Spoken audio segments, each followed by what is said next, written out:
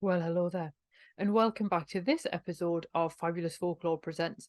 This time I'm talking to Dr. Tom Birkett, who's a lecturer in Old English and Old Norse at University College Cork in Ireland. Now, he spent a lot of time running around castles as a child, moved to Norway for a year in pursuit of the Vikings, and hasn't looked back since.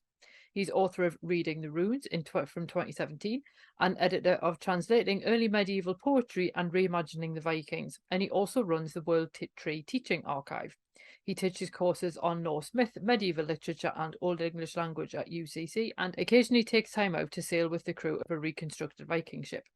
He's also, and I do want to point this out as well, the author of this marvelous book. Look at that cover, which is illustrated by Isabella Bazzanti, and we're going to be talking about this in the interview. We also get into his favourite myths. We talk a little bit about trying to reconstruct a lot of things from the myths because there isn't necessarily the information there in the historical sources. And we also talk about exactly why the Norse myths have managed to survive in a way that perhaps they might not have otherwise had the contextual differences been different. So I hope you enjoy this interview, and I'll see you soon.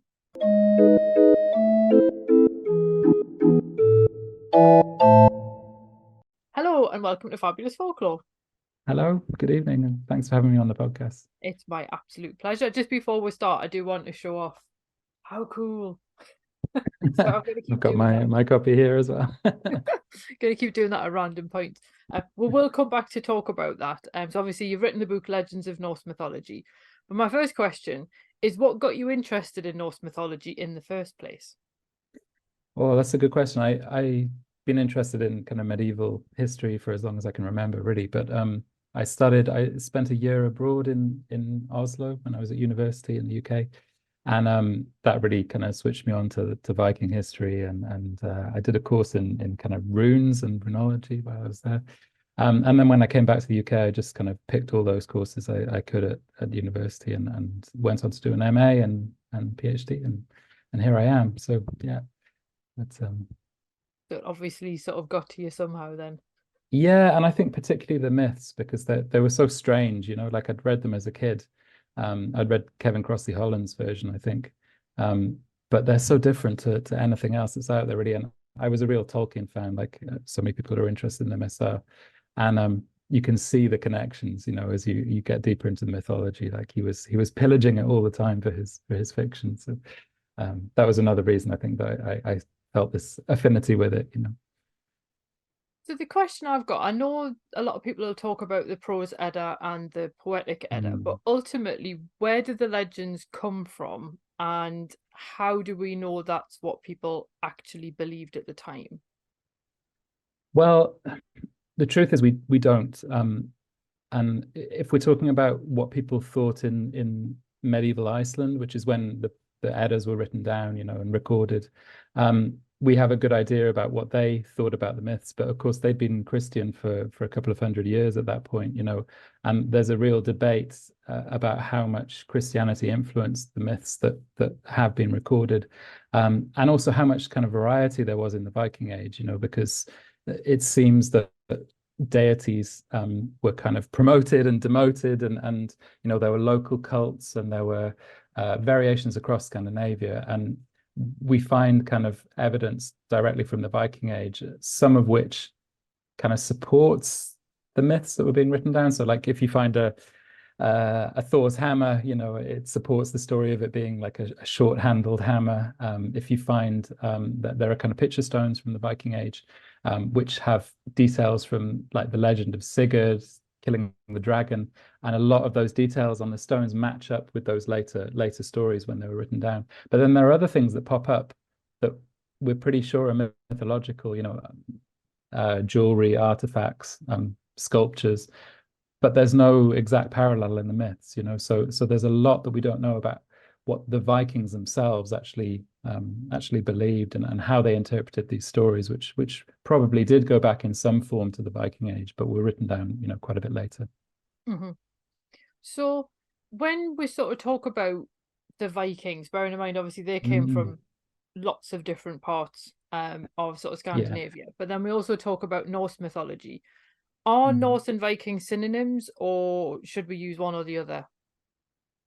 Well, I'd always use Viking particularly if you're talking in a kind of academic context, Viking is really an activity. You know, it's what a small group of people were doing, which was going out and raiding. It was essentially a synonym for piracy, really. But when we talk about Norse culture, we're talking about people who stayed at home, you know, and farmed and fished and did things everyone was doing across Europe at that time. We're also talking about settlers, you know, who came to places like the north of England, to Ireland, to Iceland, as well as those warriors, you know, that we're really familiar with. So I think Norse, whenever we're talking about kind of the culture in general, when we're talking about the language, of course, we talk about Old Norse, we talk about the Norse myths, and it's referring much more to that kind of Scandinavian diaspora which spread across Northern Europe at this time, whereas Viking is doing that thing, going out and pillaging. So that's one way of thinking about it anyway. It just kind of brings a whole new meaning to when you see people online referring to themselves as Vikings just because they like the aesthetic, and I'm like, oh, you going out raiding? Yeah, yeah. And most of them wouldn't last a minute on a Viking raid, I'm sure. But yeah, I mean, there has been a lot of slippage in the term, right? So even academics will refer to, well, we talk about the Viking Age for that whole period of history, you know, and we talk about the Viking world, and it's become quite a useful term because it's so familiar as well. If you say something's Norse, people might not have a very clear idea in their head of what you mean, which is good in some ways. But if you say Viking, everyone's got a picture of the long ship and, you know, the shield and the axe and so on. And it's kind of like a shorthand to talk in a popular context, in a public context about this period of history, really. So it is very useful as well, I think. So bearing that in mind, who exactly were the Vikings in the sense that they're depicted in a particular way in film and television? And they've possibly already answered this, but then you've also got this literary tradition and mythology and obviously all the artifacts that have been left behind. So is it necessarily fair to see the Vikings in the way that they're depicted, or is that because they were the ones off doing the raiding and everybody else was at home doing other stuff? I think, I mean, our picture of the Vikings is kind of always evolving, and it's really, I find this fascinating. Actually, you look at the kind of most recent depictions, like I don't know if you've seen the Viking series and you know, Last Kingdom and things like that, and we're getting a lot of kind of images of the Vikings which essentially look like hipsters, you know, with loads of tattoos and you know, really crazy hairstyles and things, and that's really essentially a kind of reflection of our own culture, and that's happened, you know, through all depictions of the Vikings. The Victorians made them into these kind of imperial adventurers, you know, who went across the world and conquered peoples, and that still kind of resonates in some places as well. But who they were, I think, I mean, we have quite a two-dimensional view of Vikings, I think, as just being essentially, you know, violent, kind of thugs who disrupted settled communities across Europe. But of course, once you start looking at the literature, it tells a very different story. You know, they had a very, for example, a very complicated legal system, a very advanced legal system. They had traditions which were quite different to a lot of European communities at that time. You know, particularly with regards to women and you know, women's rights in law. They also had this really rich imaginative culture, which you see when you read the stories and the myths, and it's not all about, you know, brute force and violence, although that is part of it.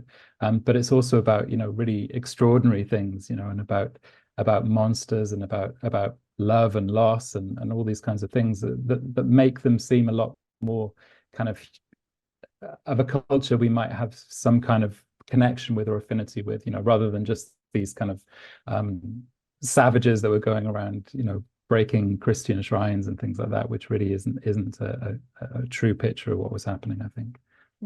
Yeah, because I know they had quite a lot of pillage, particularly obviously where I'm from, in the likes of Lindisfarne and Tynemouth and what have you. So I'm always a little bit like not quite sure how I feel about them. Yeah, I know, and of course, like I mean, for the people who were raided by the Vikings, of course, it was like traumatic, and you can see why the people who recorded the history, you know, primarily monks, why they depicted them in the way they did, because of course that was devastating. You know, that they came and they attacked these sacred places, and they killed and they pillaged. But they also gave a biased view, so they wanted to portray them as being really other, really pagan. And the idea that they raided because they hated Christianity, for example, is nonsense. They raided these places like Lindisfarne because they had loads of riches all in one place, and it was like a bank, that they could plunder, and of course the monks were non-violent, so and once word got back that there were these kind of storehouses of silver just sitting there, without any warriors to protect them, then of course that became almost a kind of way of life then for the next decades. So I think because obviously I'm thinking that my favorite depiction of them is probably Norsemen, but that might just be because it's like a bit more amusing than some of the other ones. Yeah, that's And great. do you find that pop culture kind of gets in the way when you're trying to look at these things from an academic sort of point of view, or do you just kind of set that to one side and see that as a different interpretation and then look at the sources as they are? Yeah, it's very difficult to get away, even as an academic, to get away from the popular depictions, because I think we all come with preconceptions, and I certainly did, and I still do. When I was writing the book, I had to kind of get rid of some of those ideas about Thor, for example, that you have from Marvel, being a kind of blonde-haired, caped crusader kind of thing.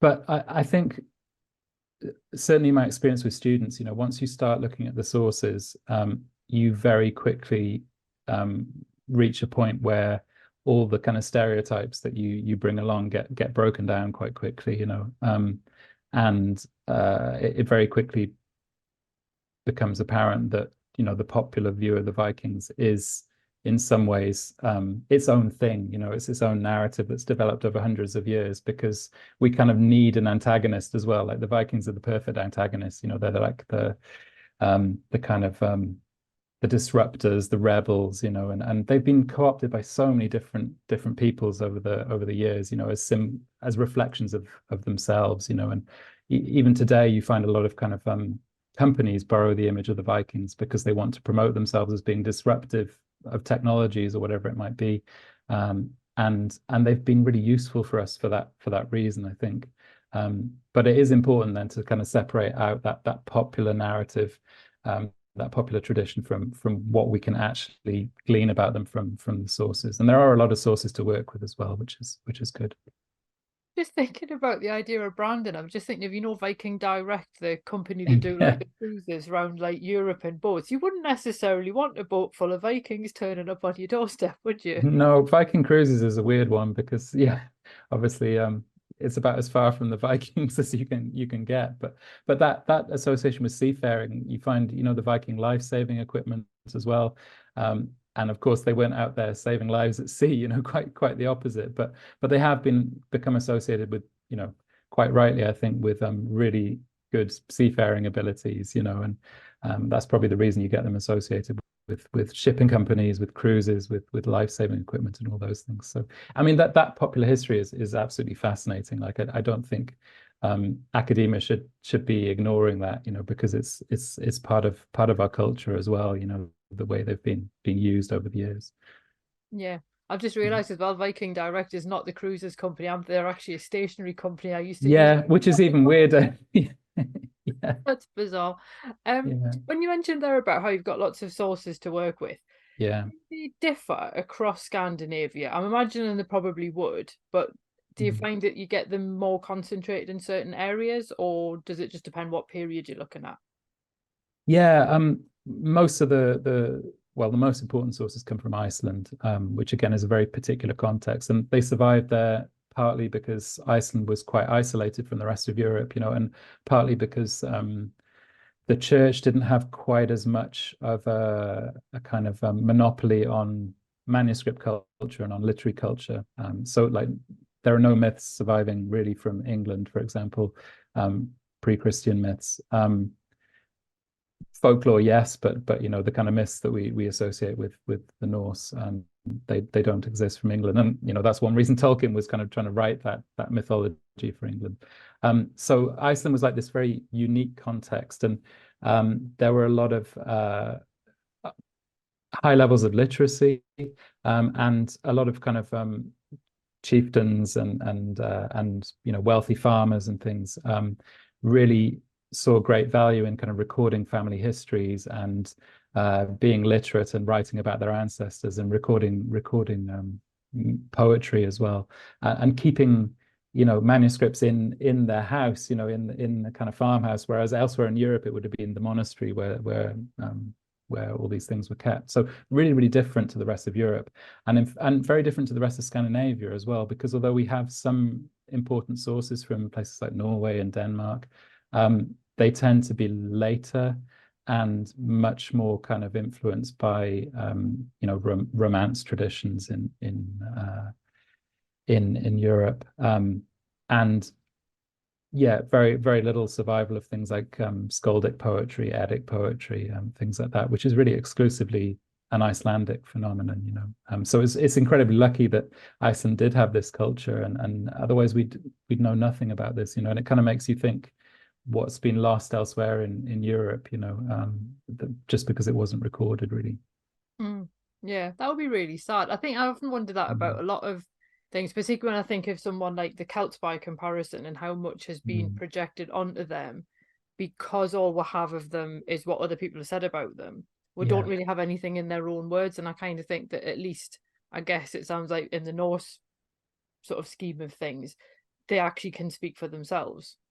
Yeah, or at least, I mean, when we talk about historical sources about the Vikings, it's mostly other people talking about them, right? Because they were at that time they were only writing in runes in the north, and they're very short inscriptions, and you can't learn much. You can learn some things, but you can't learn a great deal about the culture from that.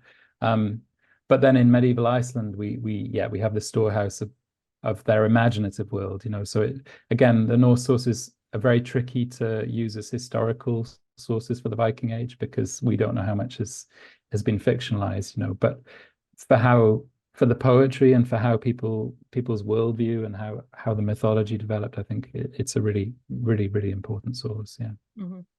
So speaking of runes, obviously they've had quite an interesting afterlife, I would say, in a lot of ways, because obviously you've got people using them as an actual alphabet at the time, and now they've been accepted in sort of like the witchy space as a divinatory tool. And I know that there's some consternation about what they were actually used for at the time, and some people have said that the divinatory aspect has very much been like bolted on in the 20th century. So some people don't even consider them as being valid. So is there any evidence of Vikings using them in that divinatory way, or is it very much a language? I'd say the evidence is very, very, very limited. It's mostly down to one reference in this Roman historian called Tacitus. When in his Germania, he talks about Germanic peoples, and he talks about them using inscribed sticks, casting lots. He doesn't mention runes, but some people have interpreted that as being, how the runes might have been used. But there's no real evidence of that at all from the runic corpus, from the things that are actually written down. There are magical inscriptions, or inscriptions that are kind of associated with cultic things, as there are in every language, every culture, every written culture. But they seem to have been used mostly for communication, like any other alphabet, and partly for showing status in the early years. Literacy was, I suppose, a form of magic, because it could communicate without voices, and it seems that only a very small portion of the population could write. It was probably like a real elite phenomenon, so they could show their power, they could show their status through being able to use runes. But casting lots and divination, that's really a modern tradition, and there's no reason people shouldn't find value in it, But I think trying to claim that this is something that the Vikings were doing, you need some evidence for that, and that evidence is lacking, really. Yeah, I think there are some quite funny origin stories attached to a lot of divinatory tools, though. So I think it wouldn't be any different. Yeah, but I was reading a rune book. I won't say the name, but a very, very popular one about runic divination, and the guy was saying essentially that the system that he came up with came to him in a kind of trance, a bit like Odin. It kind of came to him in a dream. and and that's, he was kind of given the knowledge of the runes, and that's quite interesting because that's really a kind of modern parallel of the Norse myth, of Odin. Like he sacrifices himself on a tree, and he reaches down and he brings the runes into the world. And you also find that, with kind of Germanic kind of esotericists in the 1900s, kind of, yeah, again, having these visions where they kind of develop runes, and that they, all of them are kind of mapping, I think, onto that Odinic right of like just being given access to secret knowledge. And you can't really argue with it, right, if it's happened by divine intervention. But yeah. I think it's one of those things where if people find that the work and it makes sense for them, then maybe just avoid claiming the antiquity part, but feel free to sort of use them in whichever way works. Yeah, that's what I'd say. I think as long as you're not making any claims about historical uses of runes, or claiming that this is how they were used, then yeah, why not use them for whatever you want, really, I suppose. I suppose saying that, use them for whatever you want, does lead obviously to the far right Yeah. in the room.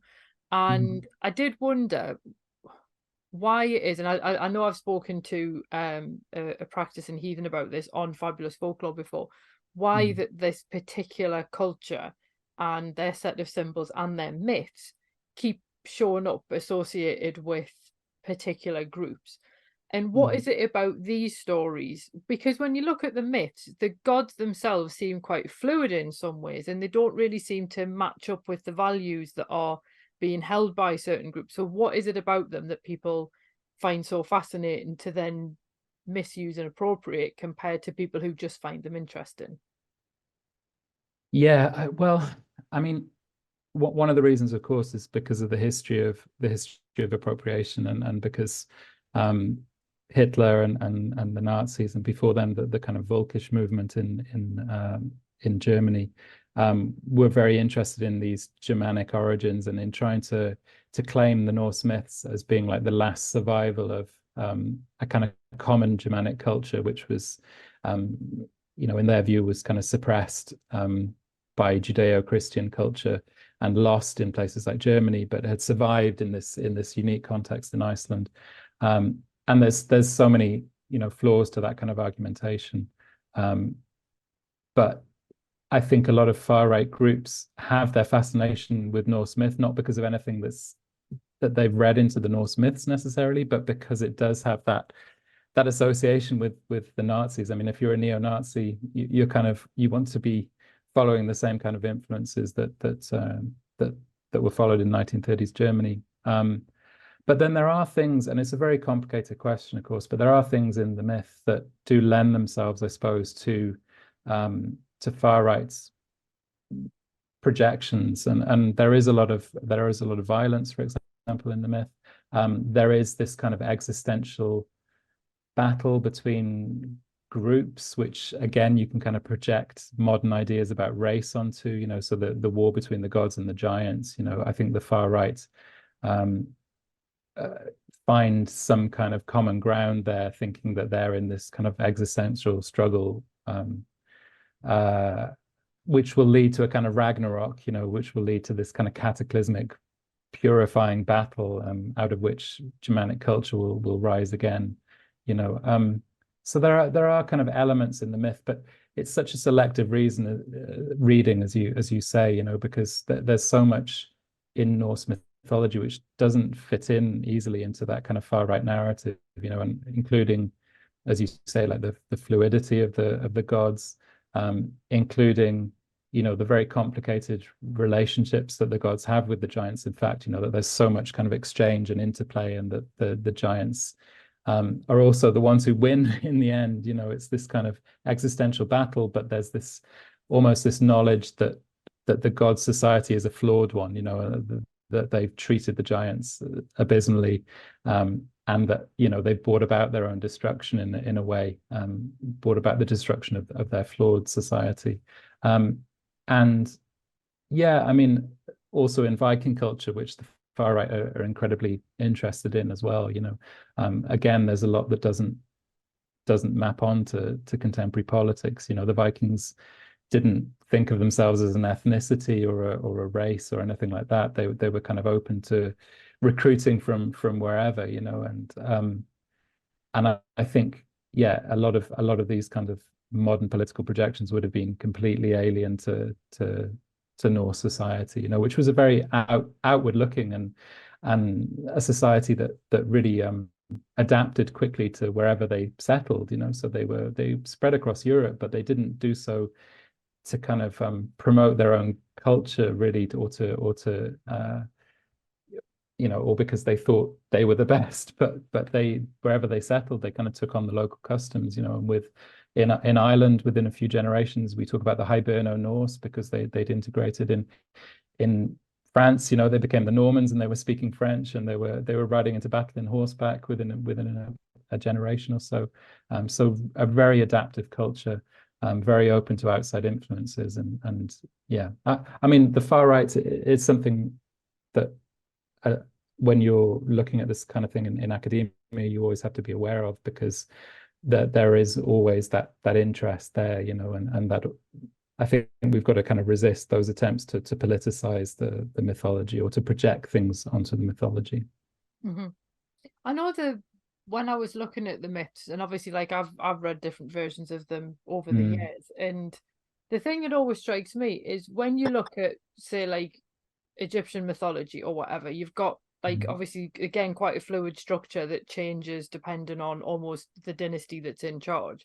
And then you look at the Roman myths, and some of them are sort of actually originally Italian stories, but then they've just bolted on the Greek sort of influence. But then you have these Norse ones, and they've got this huge focus on the end of the world, and it's almost like this apocalyptic fascination, which to me seemed really unusual. So is there a reason why they've got this huge focus on Ragnarok, or is that just something that we kind of pick out of it because it's a bit more unusual? I think my interpretation of that is partly the context in which these stories were written down, and the fact that essentially Christianity had won out by the point that they were written down, you know, and the old gods had been extinguished, you know, they'd lost the battle. And I think that may have influenced the emphasis that's put on Ragnarok, that fatalism that we see in the myth. Might have been a kind of back projection, you know. I'm sure Ragnarok is a very early concept, but the emphasis that's put on it in later sources is perhaps a product of that historical situation, you know, where the gods had disappeared and Christianity had won out. And there's a sense as well in some of the poetic sources, which are a lot more complicated in a lot of ways than Snorri's narrative, which is, you know, there's a beginning, a middle, and an end in his story, and it's made a lot more easy to understand in the prose telling. But a poem like The Prophecy of the Seeress has this sense that the world is going to rise again after Ragnarok, you know, and that a green land will come out of the ashes. And perhaps earlier versions of the mythology, and we don't know this, but perhaps they were more cyclical, you know, that the end of the world was simply one ending, and then, you know, the world would rise again and rejuvenate and die off, a bit like the seasons, you know, that the leaves fall off the trees and then they come back in spring, you know, that might have mapped onto their cosmology, their understanding of the way the world ended and was renewed. And I think we see a little bit of that confusion in the poetry, you know, about whether this is a linear process where the end of the gods is the final end, or whether it was just the start of a new beginning. But I think our fascination with Ragnarok is interesting as well in contemporary culture, and I think it's part of the reason why Norse myth has come back into public consciousness in such a big way, is because we are talking a lot more, you know, about existential crises and, you know, particularly about the environment. And Ragnarok is quite a good expression of that, I think. And the Viking experience in Iceland is a good expression of that as well, because they, you know, within a couple of generations of arriving in Iceland, which was heavily forested when they arrived, they'd cut down all the trees, you know, and the soil was degrading. The climate was not able to support the same level of population. So they saw in the world around them what human impacts could have on the environment and what volcanic activity could have on the environment. What a landscape that you've taken all the trees out of and suddenly is washed away, all the soil's washed away in a flood. They could really see those kind of natural forces at work, I think. And again, that probably played a role in how fatalistic the Norse cosmology is. I don't know much about Egyptian myths, so I don't know, what level of fatalism there is in that mythology, but it does seem to be quite prominent in Norse myth.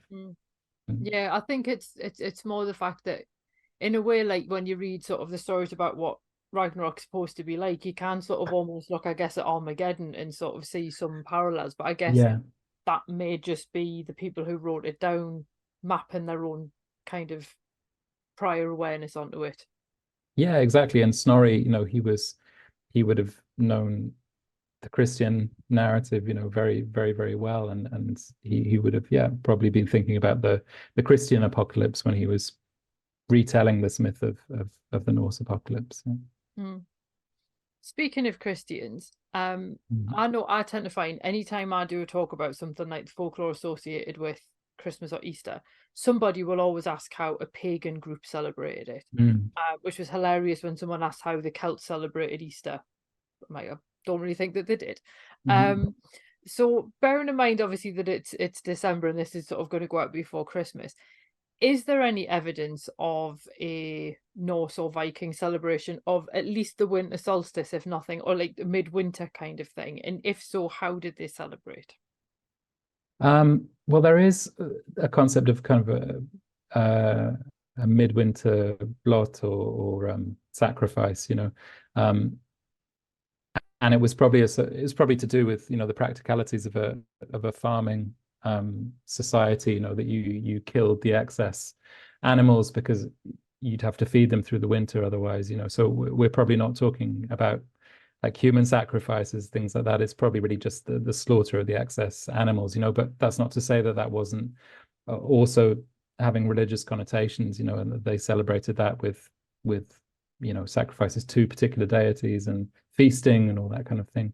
But the ins and outs of it, we really don't know much about. Again, we have later sources which talk about like there being a cultic center at Uppsala in Sweden, where there were various animals, kind of hung off a tree, maybe in a kind of imitation of Odin's self-sacrifice, but they're all just kind of hints, and I think it's a very difficult thing to try to reconstruct practice, even when we have such a complete mythology, because the mythology doesn't tell us a lot about how people actually in their day-to-day lives, interpreted these things. That for a long time it was the tradition in scholarship on Old Norse myth to read it as a kind of almost like the theory behind the practice, and then to kind of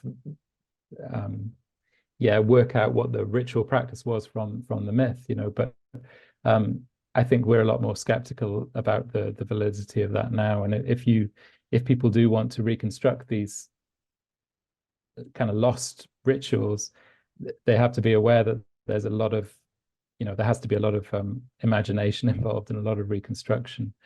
Even the sagas, most of them deal with pagan settlers to Iceland, but often the depictions of like the way they buried people or the way they practiced their ritual seem to be very confused, because again, they were talking about people, the equivalent of us talking about people in the 17th century or 18th century, and without the benefit that we have of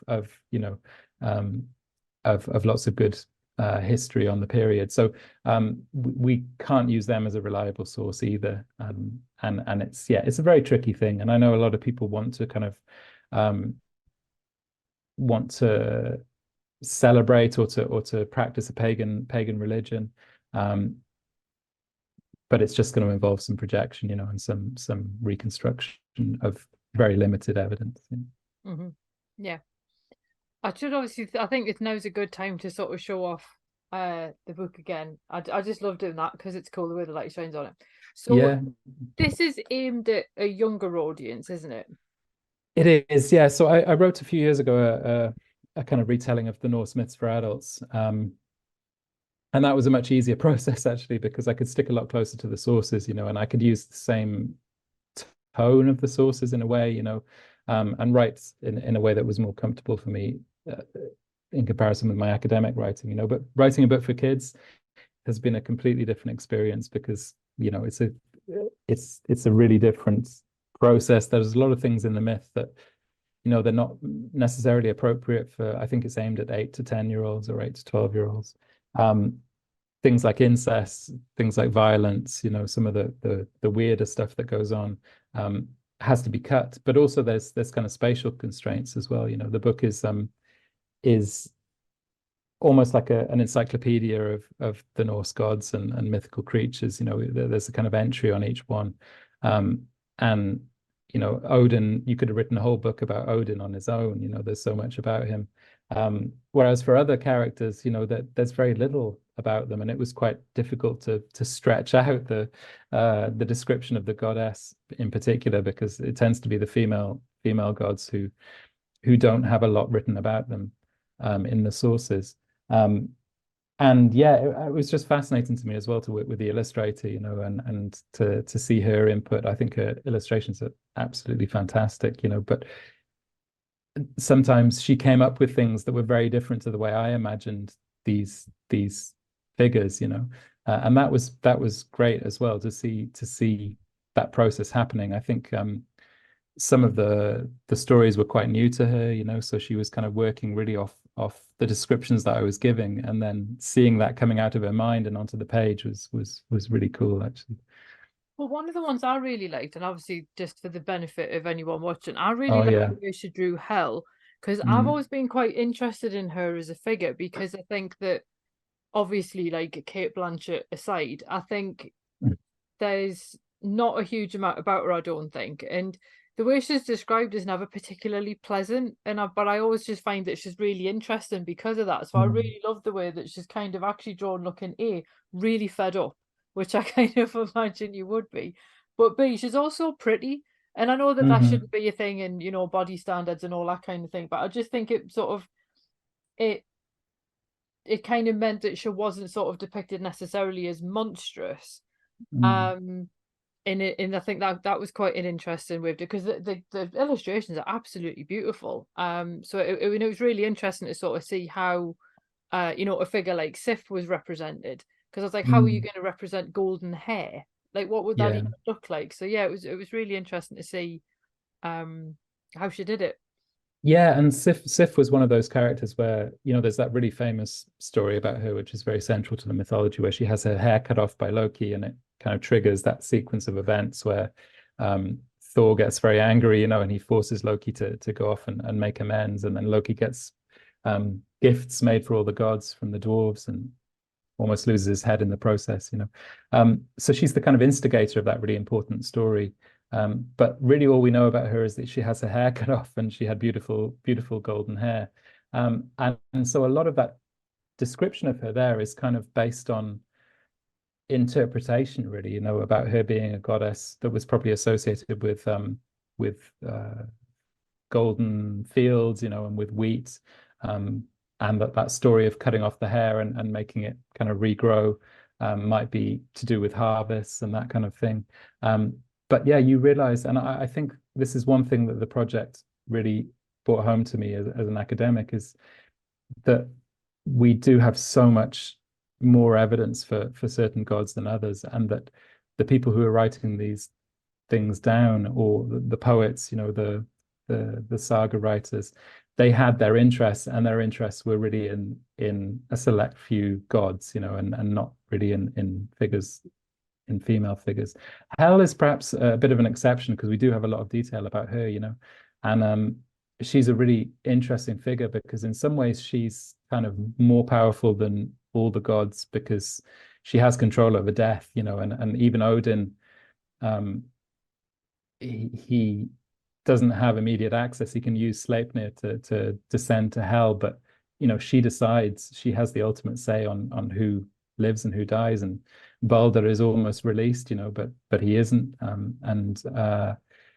And she has a much larger retinue than Odin as well, because only the select warriors are being taken up to Valhalla, but she gets everybody, she gets the vast majority of people, and her halls are endless, and but there's lots of fascinating little details, like the naming of her bowl and her knife, and but the curtains around her bed even are called misery, like she's really she's this kind of emo figure, always miserable, and that kind of I mean, this may be Snorri again, kind of putting his own interpretation on, but that idea of her having a split, that half her body was kind of corpse white and half of it was kind of purplish, like a bruise or like a corpse. That makes for a really interesting split personality as well. Both things associated with death, but she's depicted her really nicely, I think, with that kind of dual face, and yeah, I think she took all those kind of hints that I was giving her, and she really came up with something that I never could have imagined myself. I think that's one of my favorites as well. It's weird as well, because am I right in thinking that the other two of Loki's children end up imprisoned, but then she kind of gets given an entire realm to rule, and you kind of think, how did that one come about? Yeah. I mean, she must have been exceptional. Although you wonder whether, this was a kind of punishment as well, to be forever in the underworld. But like with the Midgard serpent, who's thrown into the deepest part of the ocean, but then is able to grow and kind of expand and fill the whole world.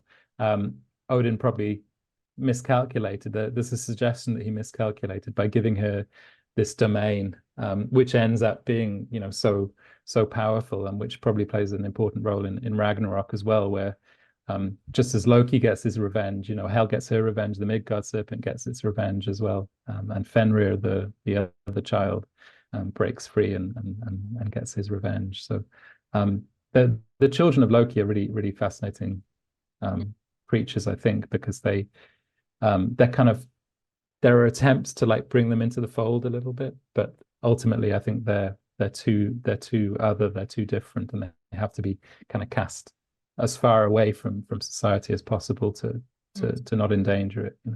Yeah. So this is probably like a really horrible question, but do you have a favorite figure or being? Because obviously it may be one of the other creatures rather than a god. Have you got a favorite figure in the Norse legends? I think one of my favorites when we were putting this together was probably the sea giant Aegir and his wife Ran. They're such an amazing couple, because they kind of represent like the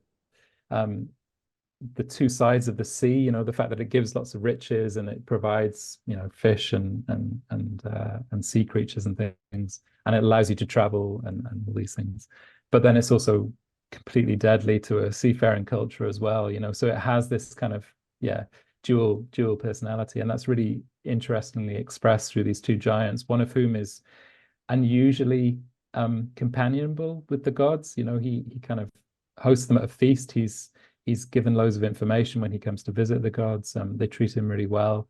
And then Ran, who we know less about, but she is almost exclusively coded negative, and kind of pulls sailors down into the depths, and their daughters are kind of personifications of the waves as well. Some of them are lapping gently against the boats, and some of them are kind of these white caps that are going to capsize so I love those two figures. I think they're really fascinating, and I think Aegir particularly breaks down that easy binary between the gods and the giants. That the gods are good and the giants are bad. Well, someone like Aegir is really in between, and he kind of straddles both those worlds. So it kind of shows us, I think, that you can't be too dualistic about the gods.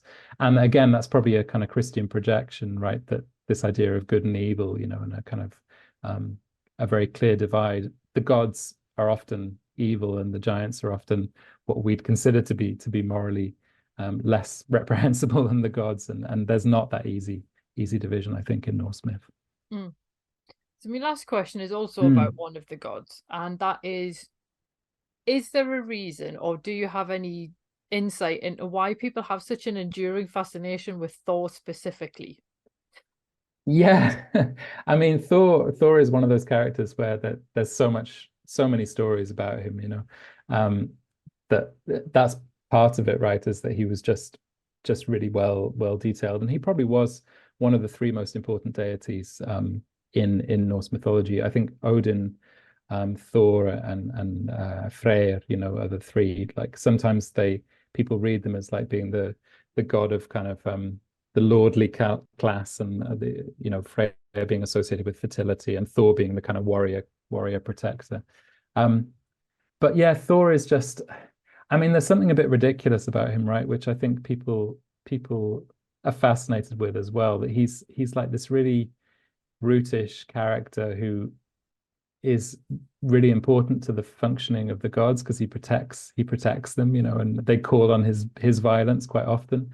But he's so hot-headed, and Odin, you know, has this kind of insulting match with him, you know, where he runs rings around him and he calls him all kinds of names, and Thor is just incensed, you know, and but he can't do anything about it because he's got this kind of impotent rage, you know. And I think that idea that the Norse peoples could make fun of their gods as well, you know, and kind of treat them with irreverence is something that is quite fascinating, I think, in a culture where we've perhaps grown up with the idea that, you know, gods are infallible and untouchable, you know. And I think there was a much more personal relationship between the Norse peoples and their gods.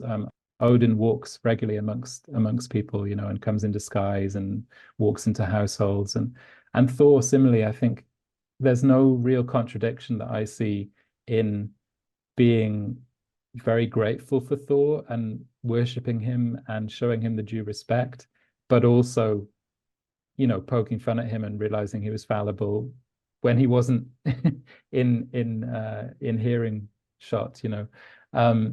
And I think that's how they identified with their gods. They were very human. They were flawed like humans.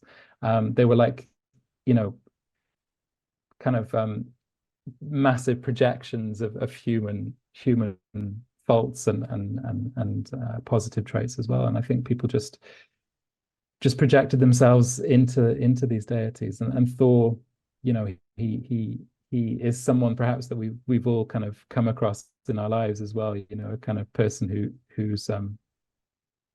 you want to stay on the right side of, but you know, you can also recognize that they're kind of idiots as well in their own way.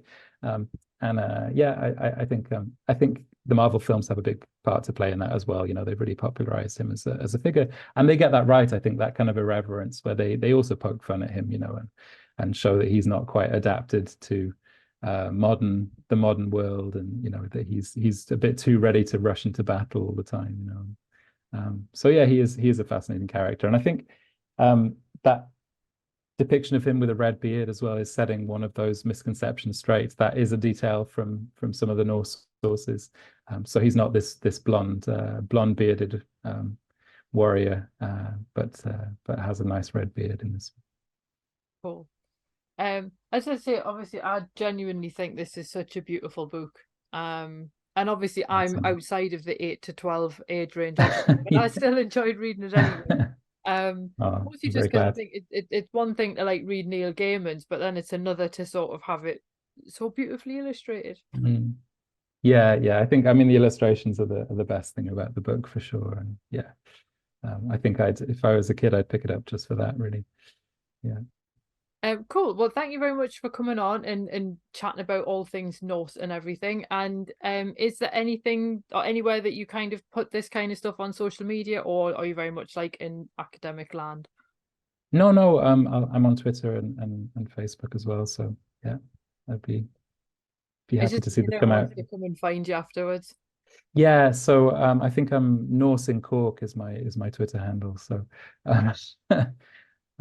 so yeah, you can find me there. And thanks so much for having me on. It was some great questions and great to have a chat. That's my pleasure. I love that. That's one of the best Twitter names I think I've heard. Yeah. Oh, thank you very much. Take care. See you. Well, thanks for listening, and I hoped you enjoyed that episode. If you did, feel free to leave a review wherever you listen to podcasts, because that helps other people find the show too. It also takes between 4 and 6 hours to research, write, record and edit these episodes, so if you want to help support my time in doing that, then you can buy me a coffee.